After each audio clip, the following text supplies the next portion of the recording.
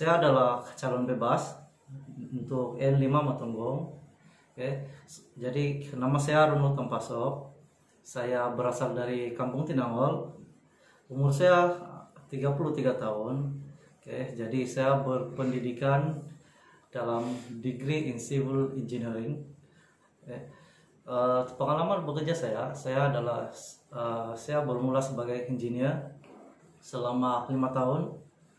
Kemudian saya telah dinaikkan ke satu tahap sebagai pengurus. Saudara Ronald, sebagai calon pada pilihan raya negeri Sabah tahun 2020 ini, saya rasa saudara Ronald sudah cukup bersedia untuk berjuang dalam arena politik negeri Sabah yang kita cintai.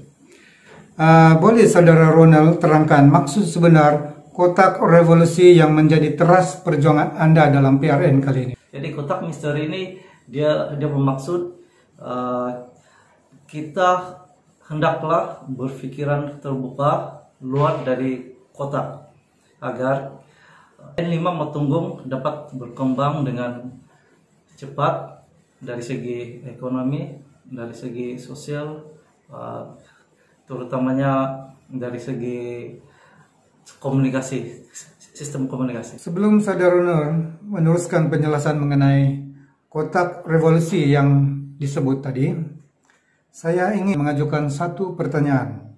Sebagai calon PRN Sabah 2020 ini, apa sebenarnya situasi yang membawa saudara Ronald untuk menaruhkan diri sebagai calon? Oke, seperti yang kita ketahui, kekurangan peluang pekerjaan dari sektor ekonomi telah menyebabkan anak-anak muda di N5 Matunggong berhijrah ke Banda. Jadi ini jelas menunjukkan bahwa sektor ekonomi di N5 Matunggong sangat tidak meyakinkan. Baiklah, saya sebenarnya begitu excited untuk mendengar penjelasan saudara Ronald berkaitan dengan kotak revolusi yang disebut tadi. Dipersilakan saudara Ronald rungkaikan.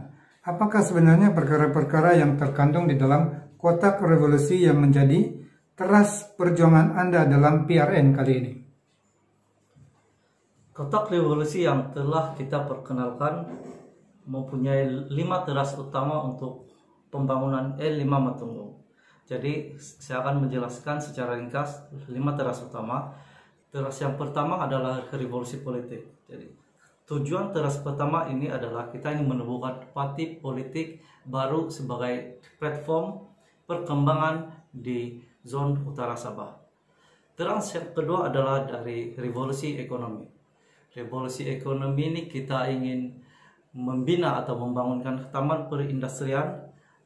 Dalam masa yang sama kita juga akan memodelkan peralatan dari segi peternakan, pertanian, dan juga pelancongan.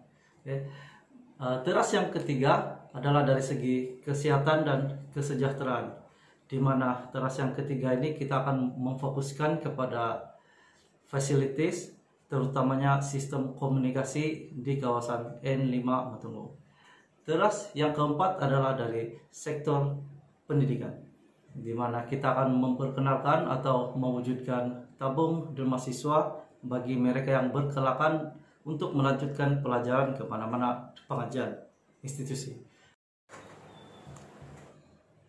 Teras yang terakhir adalah revolusi hubungan sosial, budaya, dan keagamaan, di mana revolusi ini kita akan coba memperbaiki sistem penyampaian informasi dan menangani aduan rakyat dengan sistematik dan meningkatkan taraf kehidupan rakyat N5 Matunggong. Berdasarkan rekod jumlah pengundi dari Suruhanjaya Pilihan Raya Malaysia yang menunjukkan pengundi di N5 Matunggong adalah berjumlah 17.111 pengundi. Dan dari jumlah ini menunjukkan komposisi pengundi muda adalah lebih besar berbanding dengan komposisi pengundi yang lain. So, berdasarkan jumlah ini, apakah message yang Anda ingin bawakan kepada golongan pengundi muda? Dan bagaimana pula dengan pengundi dari komposisi yang lain? Saya ingin menyuruh kepada pengundi muda dan juga pengundi-pengundi yang lain untuk sama-sama berjuang dengan saya agar kita dapat merealisasikan revolusi yang telah saya tekankan. Oke, Saudara Ronald, sebagai seorang yang mempunyai kelulusan dan pengalaman kerja dalam bidang kejuruteraan, apakah pembangunan infrastruktur pertama yang akan Saudara Ronald laksanakan sekiranya dimakbulkan sebagai seorang wakil rakyat di N5 Matunggung? Oke, saya akan menekankan kepada perkhidmatan komunikasi, di mana pentingnya komunikasi ini agar kita dapat menggabungkan atau berhubung dengan pemain-pemain industri yang berada di luar dari N5 Matunggung. Oke, Saudara Ronald, seperti yang Saudara Ronald rongkaikan dalam kotak revolusi tadi, antaranya ialah berkaitan dengan revolusi ekonomi. Oke, seperti yang kita perhatikan pada ketika ini, jelas menunjukkan bahwa sumber utama ekonomi di Matunggung ini adalah daripada sektor pertanian dan juga sebagai kekitangan kerajaan. Tapi persoalannya ialah bagaimanakah sektor ini dibangunkan supaya boleh menjadi suatu industri yang bercorak komersial. Yang keduanya, apakah sektor lain yang boleh dijadikan sebagai sumber utama ekonomi di N5 Matunggung yang boleh mendatangkan keuntungan kepada semua pihak, khususnya komuniti N5 Matunggung? Dari segi sektor pertanian yang ada di N5 Matunggung sekarang, saya boleh melihat kita memerlukan peralatan modern. Jadi secara ringkasnya, saya lebih menekankan kepada teknologi. Sektor pertanian yang ada sekarang lebih kepada sarana diri. Jadi seperti mana yang telah saya tekankan kepada 5 kotak misteri, kita akan mewujudkan kilang perindustrian yang mana kita akan memproses pertanian di kilang dan kita akan pasarkan ke pasaran luar. Sektor lain yang boleh dibangunkan adalah sektor pelancongan, di mana N5 Matunggung adalah salah satu daerah yang menghasilkan kraft tangan yang unik dan menarik.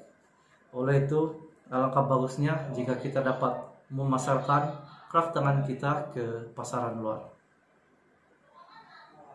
Saudara Ronald, jadi apakah pesanan Anda yang terakhir kepada pengundi-pengundi di N5 Matunggung sebelum hari pengundian pada 26 hari bulan ini?